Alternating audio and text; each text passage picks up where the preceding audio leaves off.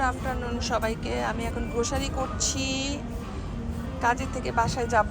তো বাসায় যাওয়ার আগে ভাবলাম একটু গ্রোসারিও করি। আর এখন সরাসরি বাসায় যাব না, কাজ আছে, এখান থেকে আরেকটা দোকানে যাব।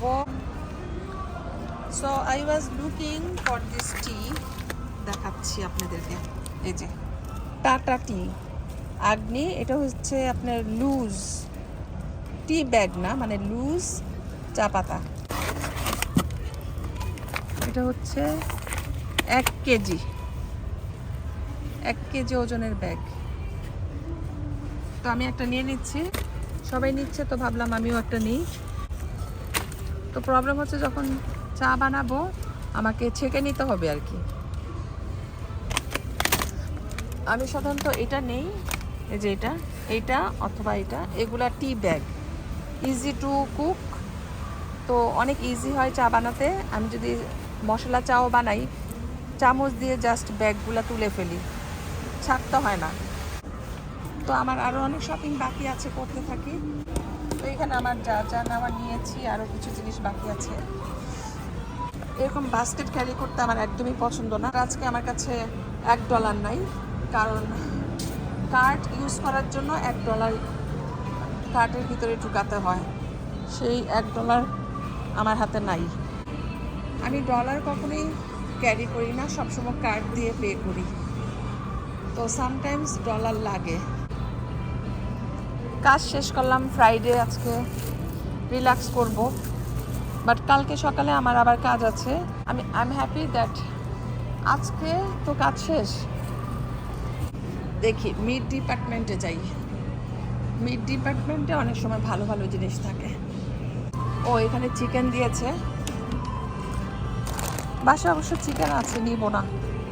তাও একটু ঢু মেরে যাচ্ছি, যদি ভালো কিছু পাই স্পেশাল প্রাইসে তাহলে নিব, আদারওয়াইজ মিট আজকে না নিলেও চলবে আমার। খেজুরটা সেলে আছে, তো খেজুর নিয়ে যাব। খেজুরের জন্য যাচ্ছি। অনেক ভেজিটেবল এই সাইডে। এখানে আলু সেলে দিচ্ছে 148। বাসায় আলু আছে তাই নিলাম না। প্রতিদিনই বাজার করি, সেজন্য দেখা যায় যে কি আর কিনব। তো এই যে এখানে খেজুর সেলে দিছে, একটা খেজুর নিয়ে যাই। রোজার মধ্যে খেজুরটা ভালো লাগে। 3 দিন আগে এই খেজুরটা আমি নিয়েছি $3 দিয়ে, আর আজকে দিয়েছে $1.88। তো কিছুই করার নাই, আগে তো আর জানতাম না যে এটা সেলে দিবে। তো এখন আমি আরেকটা নিয়ে নিই, যেহেতু গুড প্রাইস আছে। তো এটা নিয়ে নিই, এটা ভালো, খারাপ না। পেঁপে নিব না, থাক, বাসায় ফ্রুটস আছে, কিছুই নিব না। Hi, Can I exchange these? We bought the you have wrong to go to the ones. Customer service.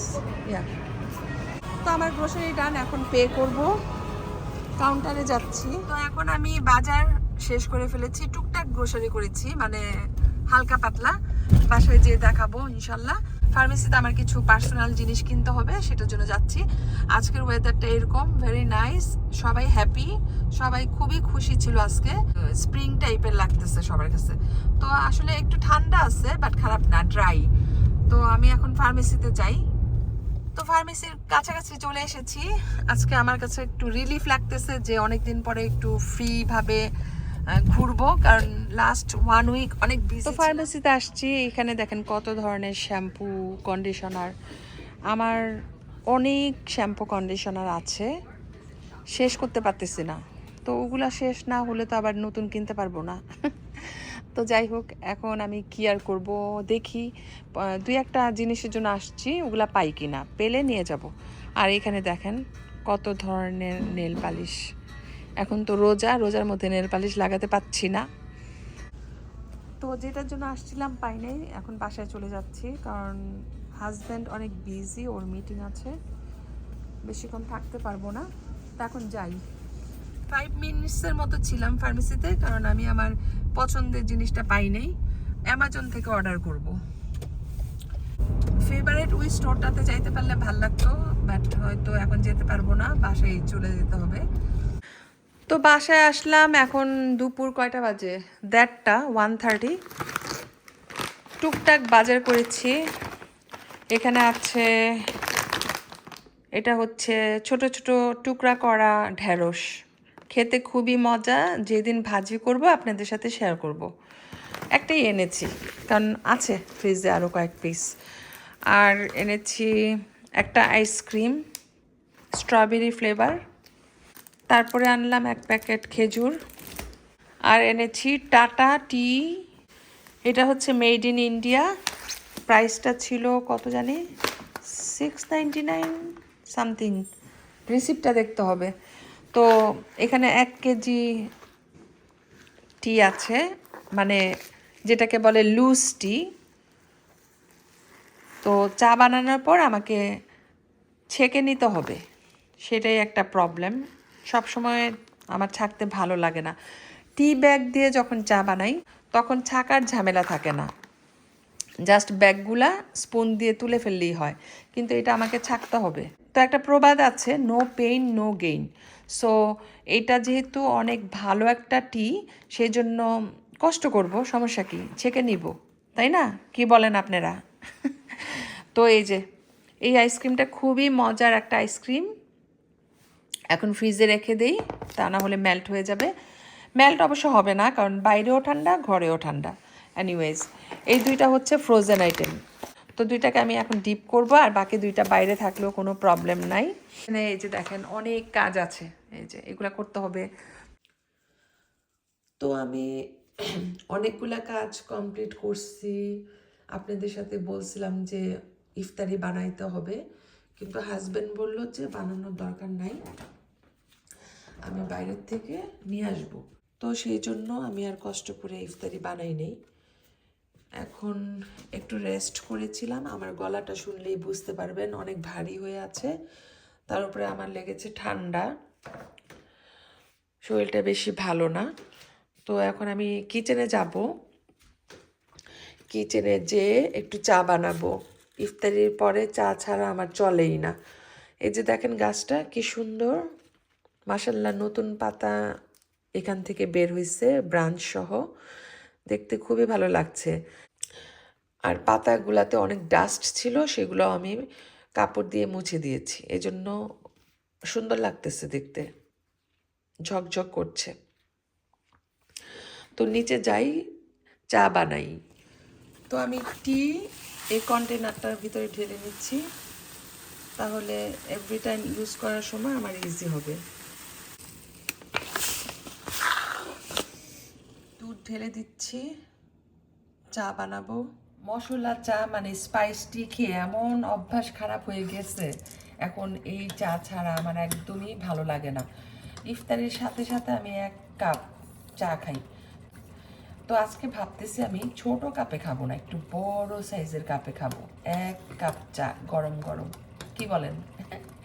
তো এই যে এখানে আমি দুধ ভালো করে গরম করে নিচ্ছি, তারপর দিয়ে দিলাম এলাচি, গোলমরিচ আর লবঙ্গ। আর হাজব্যান্ড বললো যে আজকে ইফতারি বানানোর দরকার নাই। আমি তো মনে মনে খুশি হয়ে গেছি, বাইরে থেকে নিয়ে আসবে। তো দেখি এখনো আনে নাই, যখন আনবে তখন দেখবো আর কি কি এনেছে। আমার আবার ব্যাড লাক, চা দুধ বানানোর সময় সবসময় পড়ে যায়, তাই খুব কেয়ারফুলি এটাকে নাড়াচাড়া করছি।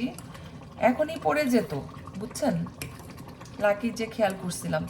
তো এখন আমি চা পাতা দিয়ে দিচ্ছি পরিমাণ মতো। সেটা অনেকদিন পরে আমি এরকম লুজ চা পাতা দিয়ে চা বানাবো। কয় চামচ লাগবে নিজেও জানি না, বাট দিচ্ছি, কালারের থেকে বুঝতে পারবো। তো চা তো অলমোস্ট হয়ে গিয়েছে, এখন আমি এই যে আদাগুলো দিয়ে দিচ্ছি, আদা কুচি। আদা কুচি নাকি সব শেষে দিতে হয়, তাহলে ফ্লেভারটা ভালো থাকে। তো হাজব্যান্ড বললো যে বাইরে থেকে খাবার আনবে, ইফতারি না বানাতে, তো বানাই নেই, দেখলেন তো শুধু চা বানাইছি। তো কি আনলো সেটাই একটু দেখি। আর এখানে আমি একটু লেবু শরবত করে রেখেছি, খেজুর নিয়েছি, কিছু আগের তরকারি ছিল করলা ভাজি, সেটা গরম করেছি, একটু ভাত খাবো মেবি। তো আর হাজব্যান্ড আনলো এই যে দেখেন গরম গরম চিকেন বিরিয়ানি, একদম ধোয়া উঠছে। আর এখানে হচ্ছে নান রুটি।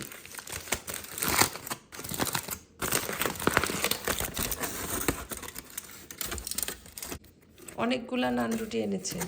এটা হচ্ছে গার্লিক নান রুটি, সফট গরম গরম গার্লিক দিয়ে বানানো। আমি স্মেল পাচ্ছি গার্লিকের। এটা তরকারির সাথেও ভালো লাগবে, মানে যে কোনো মাংস অথবা সবজি, আর চায়ের সাথে তো অসাধারণ। আমি চা দিয়ে খাবো আজকে। চিকেন বিরিয়ানি নাকি? ও সরি, এটা চিকেন বিরিয়ানি না, এটা হচ্ছে বিফ বিরিয়ানি। দেখছেন, মানে উপর থেকে বোঝা যাচ্ছিল না কি বিরিয়ানি। হাত দিয়ে ধরছি, দেখেন এটা বিফ। সাধারণত আমার হাজব্যান্ড পাকিস্তানি দোকান থেকে চিকেন বিরিয়ানি আনে, তো আমি ভাবছি এটা চিকেন বিরিয়ানি হবে, কিন্তু না, আমি ভুল, এটা বিফ বিরিয়ানি। ভালোই হলো, বিফ বিরিয়ানি আমার কাছে অনেক ভালো লাগে, বেটার দেন চিকেন বিরিয়ানি। সাথে থাকবে খেজুর, লেবু শরবত, আবার একটু এই যে এখানে আগের তরকারি ছিল করলা ভাজি, এটা গরম করে নিয়েছি।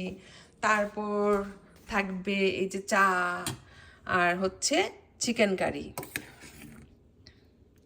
তো আজকে আমাদের ইফতারিতে কি কি থাকছে ফাইনাল লুকটা দেখাই দিচ্ছি। এখানে হচ্ছে চিকেন কারি, নান রুটি, ভাত, করলা ভাজি, পাকোড়া গতকালকের, খেজুর, এখানে হচ্ছে বিফ বিরিয়ানি, লেবু শরবত। তো এই দিয়ে আজকে আমরা ইফতারি করব। আমরা রেডি হচ্ছি ইফতারির জন্য। সবাই ভালো থাকবেন আর আমাদের জন্য দোয়া করবেন। আল্লাহ হাফেজ।